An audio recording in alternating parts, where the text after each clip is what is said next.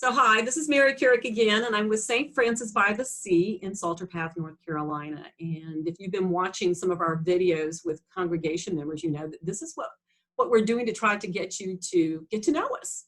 This is our hello, how are you? This is who I am. This is our all are welcome sort of intro.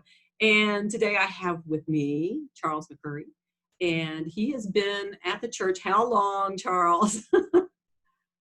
How long have you been there? Since about 5.5 years, since January of 2015. Oh, wow. Okay, very good.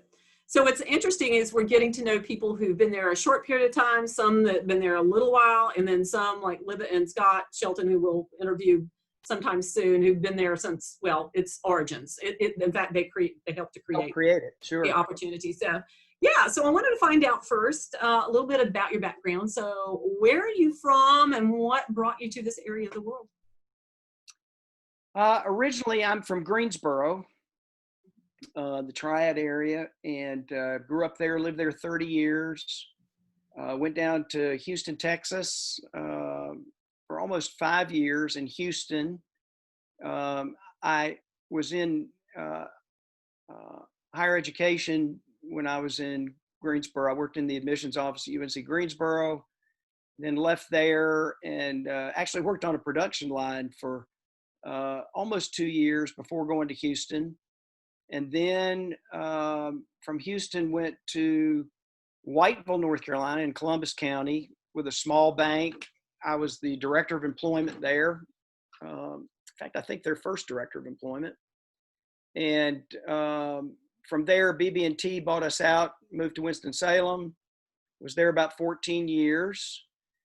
I was married almost 32 years, and then in the spring of 2013, left home, went through a divorce after almost 32 years. And so I'm in my second life. I'm 7 years old in my second life, and I'm trying to do the Benjamin Button thing, get younger as the years go by. There you go. I like that. Yeah. So, and, the first year I was here, I spent a little time with my sister and her husband in New Bern, frankly, while I was healing through the divorce process. And it came time to leave. And I had won a songwriting contest in 2008 in Nashville, Tennessee. And when I came off the stage, one of the judges walked up to me and he said, "So when are you moving?" And he went on to say, if you want to write music, write songs, you need to be where the writers are. And Nashville was one of those places. New York at the time was one, and then LA was one. There are others that have emerged since. But it was one of those life questions, Mary. If you've seen the movie The Alien, you know how the alien's inside, and when he asked that question, my heart almost came out of my chest because I so wanted to say, "Perry, I'm going to go home and load up and I'll be back Monday." But at the time I had 91 people on my staff at BB&T in the employment department, and I had 3 in college and 2 getting ready to go, and a big house and a big mortgage. But I never forgot the question. So back to where I was, I moved to the beach in January of 2014 and spent just a few weeks here before going to Nashville and getting a place there. And I toggled back and forth. I spent time at the beach. I'd spend time in Nashville. But that first year here, which was 2014, I walked the beach quite a bit. And I grew up a cradle Catholic, but going through these cataclysmic changes I went through, all that spiritual stuff was changing too. And so at the time I'd heard about Pope Francis. He was quoted, and I'm not sure, since then I think I've heard, at least in some circles, it was fake news. I'm not sure, but he said some people can't find God within the church itself, the building. They find God in nature or other ways. And so I certainly did that in 2014. Spent about a year, a good part of the year, out on the beach. And it's so funny because I would meet people and I would get these homilies. And I've got all these stories that one day we'll have to talk about. But just amazing stuff. And after about a year, I thought, I need to be around people because I hadn't been. And I had driven by St. Francis by the Sea many a time, going to my place at the corner of 5th and 58 for 2014. And so I decided to go to the church one Sunday. And I remember walking up the steps, and Bob Hunt came out of the door, and about halfway down the steps, the steps, they kind of curl around, and I was going up, and he came down about 3 or 4 steps, stuck his hand out and said, "Hi, my name's Bob Hunt. Welcome to St. Francis. Come on in." And I got inside and sat down, and the next thing I knew, I had a microphone in my hand, because at the time, the vestry, any visitors, you had to announce yourself and where you were from. And, great. Yeah. My name's Charlie McCurry. I live here at the beach. I live in that kind of thing. And then afterwards, we went downstairs, to the community room and the gallery, and everybody was just so kind. And I had a bunch of CDs of my music in the back of my car. So I said, well, let me grab. I went out, grabbed a bunch of them, came back and kind of salted them in the room. And of course, the following week I was like, well, can you join the choir? And, but I was at a place of, look, let's take this slow. I'm glad to be here. Great place. Yeah. But, and then I met Everett. Yeah. And you're like soul brothers in the nature thing, I'm telling you. I'm sorry? You're like soul brothers in the nature department. Well, it's so interesting. It's so interesting that you say that, because Everett was going through a transition. Phyllis had died, I guess at that time, maybe a year and a half earlier. Yeah. And so he was still processing that. And obviously I was going through a lot of transition. And so we connected. Mm-hmm. And his first homily in the church, I'll never forget it. He said, God just wants to be with you wherever you are, even if you're out on the beach. And I'm looking around and saying, is he talking to me? To me. What, I've had that more than once there. Like he put this sermon together just for me. He did. It was just the coolest thing. And so I engaged him, had him over to the house. We talked about, oh gosh, everything under the sun. And I love him, and just very quickly identified with the community and have enjoyed being there and gotten involved in a variety of things. But yeah, it's funny, the St. Francis stuff. In fact, I just wrote about this on Facebook this week. When I went through the divorce and I went back home and I went through the picked over items in the house. I had to go back to pick up my clothes. And when I got there, most everything was out, but there were some picked over family things that were left. Pictures and frames and things. And one of them was of St. Francis in the Wind. And it was from Assisi. And some friends of ours, the MacLears, Krispy Kreme family MacLears, had given us this thing from Assisi for a Christmas present. And somehow it got left at the house, and I picked it up and brought it to the beach with me. And I hung it by my door. And I unconsciously, I think I identified with St. Francis in the wind in that picture because of what I was going through in my own life. And so fast forward to 2015, going up those steps and meeting Bob Hunt, here I am at St. Francis by the Sea. and then... sometimes God drops an anvil. Okay, I always pray for that. Just, I'm dense. You're going to have to drop an anvil. I think he did.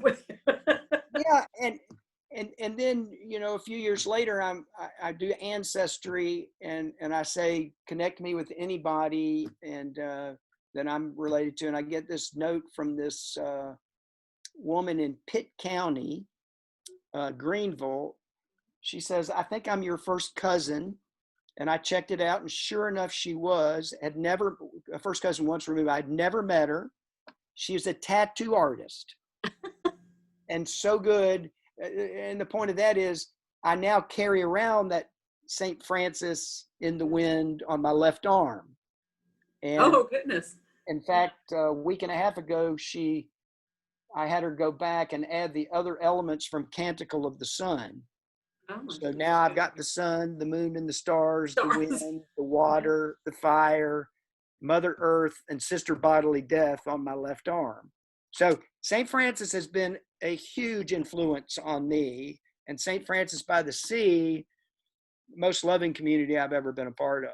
And so, yeah. I agree. I think that's what a lot of people miss right now, that opportunity to be with each other, to be able to share that love that we all have for one another, and that kind of spirit of fellowship.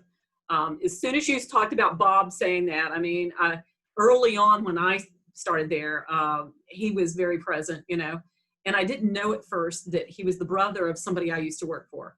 He was a brother of Governor Hunt, and my Yeah. very first job at 18 years old was working for Jim Hunt. And so I spent a lot of time around Jim and I worked for Carolyn Hunt too for a period of time. So I was real familiar with them. My earliest memory at 21 years old was his brother, Governor Hunt, bringing in a tray of donuts lit with flames for my 21st birthday, singing happy birthday.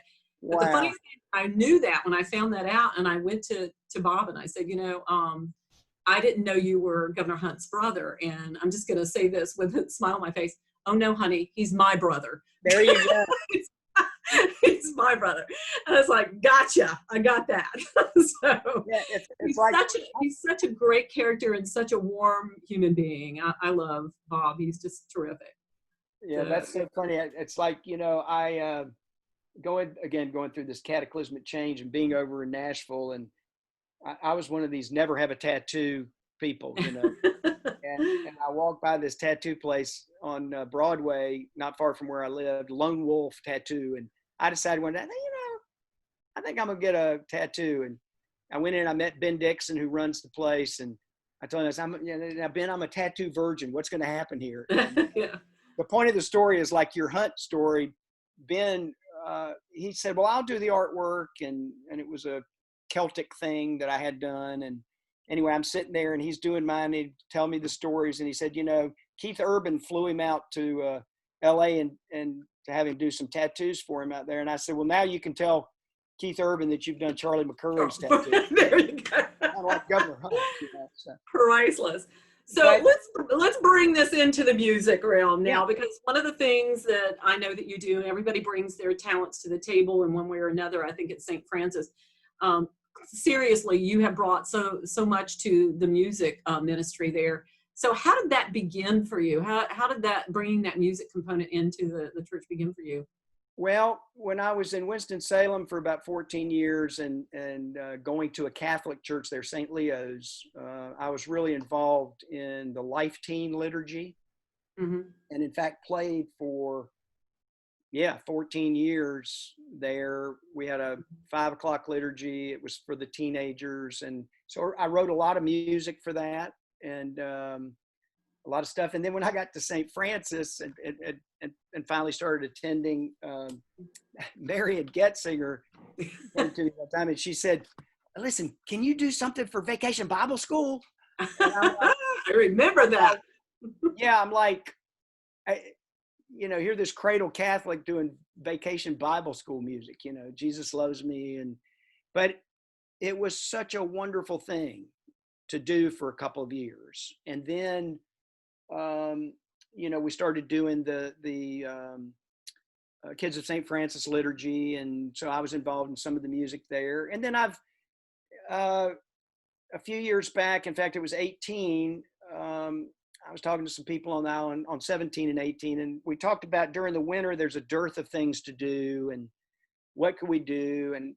And I thought, given the demographic on the island and at the church, I thought a coffee house would be a really cool thing.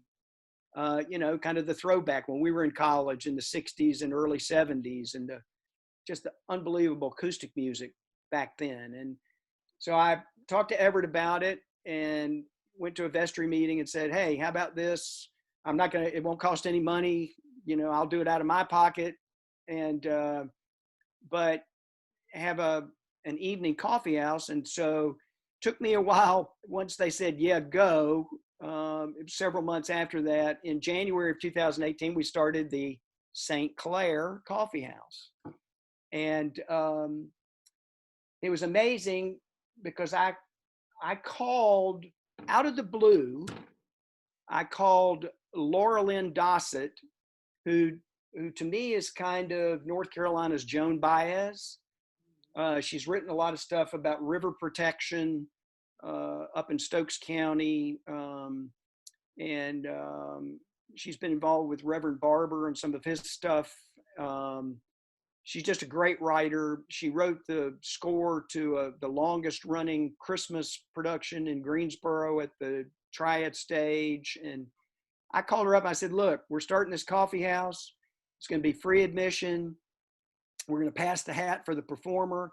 I can't guarantee you a specific amount. We'll give you what's collected. Will you please come play? And she said, yes. And then I got in touch with Kate Campbell in Nashville, Tennessee. And same thing. Will you come? And yes. And the only thing I was offering was, if you're comfortable doing it, I'll put you up at my house, which is on the second row. You can see the ocean and the sound. You don't have to do a thing. I'll cook for you. You play, we collect the money, you get it. So January of 18, I did the first concert, and we had 25 people come. We collected $325. The second concert with Laura Lynn Dossett, we had 40 people come. We collected $345. And then for Kate Campbell, we had 45 people and we collected $375, I think. And so we had a successful first run for the St. Clair Coffee House. Well, going into that, I had contacted the Down East Folk Art Society, which had been around, a nonprofit since 1992, and said, why don't you let us be a third venue for you? They were in Craven County in Beaufort. We'll be a third on the island. And again, we'll fulfill that need on the island, the dearth of things to do. People don't have to leave the island. They come to St. Francis. Well, they didn't want any part of it at first, but after we had that first successful season, then it was like, well, yeah, we're here. Yeah, come join us. Can you be on the board? And then the next thing I knew, in June of 2018, which is too long a story for what we're doing here today, but I looked up, and all of a sudden I was the president and chairman of the Down East Folk Art Society, which we totally changed the business model, went from ticketed events to the model we had at St. Francis of free concerts, because all are welcome, as you said. Yeah. And had a great run, and then COVID came along. Yeah. And having free concerts based on contributions of attendees, when you have to social distance, you cut into your house so big. Not to mention, we're just not at a place now where we can have concerts. So we dissolved the Down East Folk Art Society in May of this year because of COVID.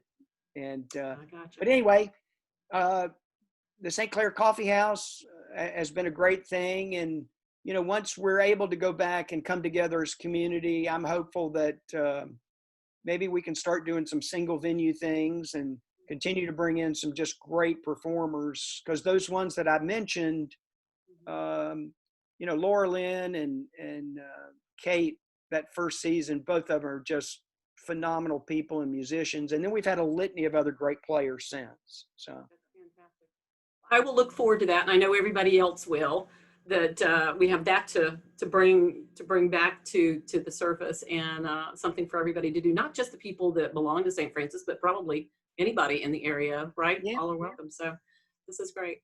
Well, Charles, I'm about to lose battery here in a second, so I want to go ahead and wrap this up. But thank you so much for doing this. I mean, I could just talk to you all day long and listen to your stories. I was hoping I could get you to like play something on here. So maybe I will do it again.